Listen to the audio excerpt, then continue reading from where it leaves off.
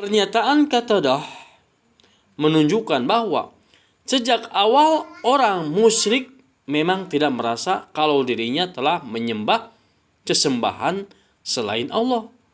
Di antaranya para malaikat yang dilambangkan dengan patung. Mereka mengira apa yang mereka lakukan adalah bentuk taqarrub atau tawasul agar memberi syafaat untuk mereka di sisi Allah dan agar para malaikat tersebut mendekatkan kedudukan mereka di sisinya. Malaikat sendiri menyangkal kalau dirinya melakukan kerjasama dengan manusia agar mereka menyembah malaikat sendiri, melainkan jin-jin atau setan-setan lah yang menyuruhnya, dan mereka pula lah yang sebenarnya disembah, bukan malaikat. Maka kita bisa membuka surat Asy-Syaba ayat 40 sampai 41. Dan ingatlah hari di waktu itu Allah mengumpulkan mereka semuanya. Kemudian Allah berfirman kepada malaikat, apakah mereka ini dahulu menyembah kalian?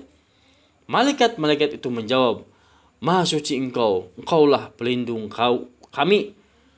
Bukanlah mereka menyembah kami, akan tetapi mereka telah menyembah jin. Kebanyakan mereka beriman kepada jin tersebut. Bismillahirrahmanirrahim. Kembali di Bina Generasi Karawang, kita akan melanjutkan mengenai macam dan jenis asal-usul dewa-dewi. Pada kesempatan kali ini kita akan membahas mengenai dewa-dewi dari tata surya. Pada kesempatan yang telah lewat kita telah membahas mengenai penyembahan terhadap para malaikat. Maka insya Allah pada kesempatan kali ini kita akan membahas mengenai penyembahan terhadap tata surya. Ketika manusia belum memiliki pengetahuan tentang alam semesta dan belum pula menemukan alat peneropong planet dan gugusan bintang, mereka mengagumi benda-benda angkasa seperti bulan, matahari, dan bintang-bintang. Dengan bisikan filsafat iblis, mereka mulai mereka-reka, dan benda-benda tersebut memiliki kelebihan dan kedudukan di sisi Sang Pencipta, yang menurut perkiraan bisa dijadikan penghubung atau perantara antara dirinya dengan Tuhannya. Bahkan mereka tidak hanya berhenti di situ, tetapi lebih lanjut lagi. Mereka pada akhirnya menganggap benda-benda itu mempunyai kuasa. Lantas mereka sembah menjadi sesembahan mereka. Penyembahan terhadap dewa-dewi tata surya seperti dewa matahari, dewi bulan, dewi bintang sudah ada di Babilonia, yakni Baghdad, Irak dan sekitarnya.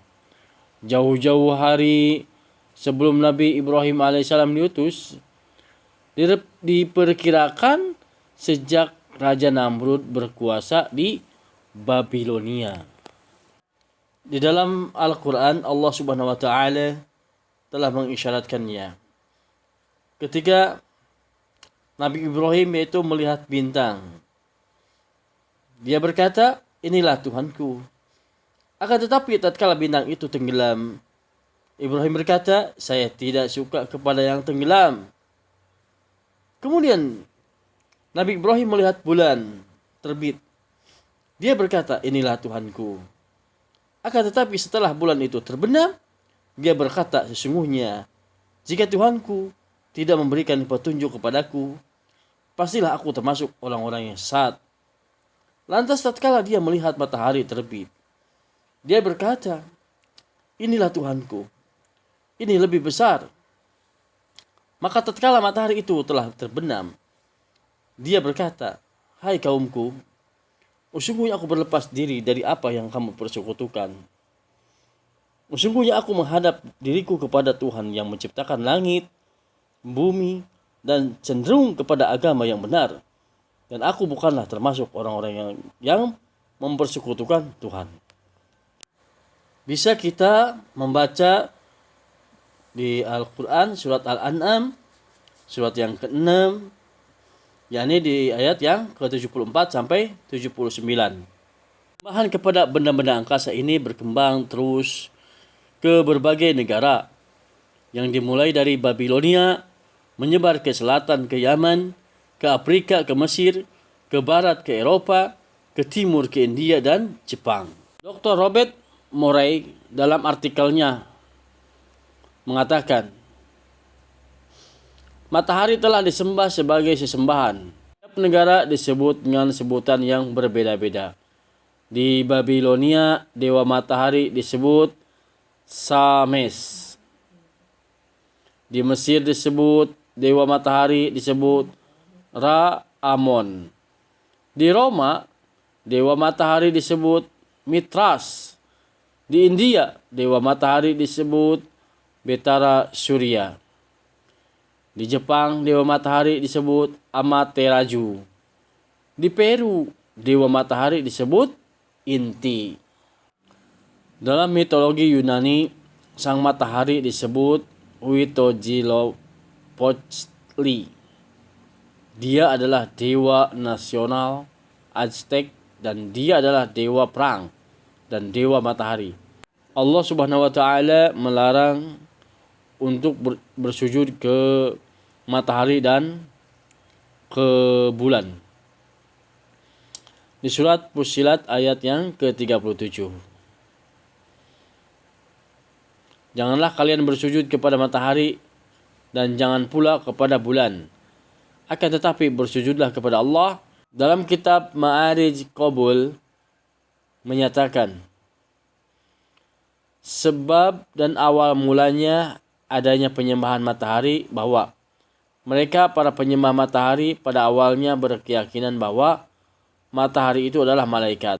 Matahari adalah sumber cahaya bulan dan bintang-bintang. Semua yang berada di bawahnya berasal mula dari matahari. Matahari adalah penguasa dan raja tata surya yang berhak mendapatkan pengagungan, sujud, dan doa.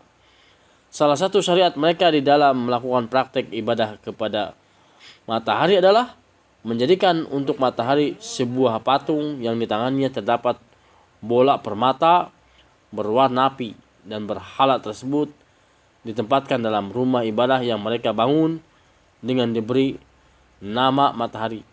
Mereka banyak melakukan wukuf berdiam diri di hadapan berhala tersebut.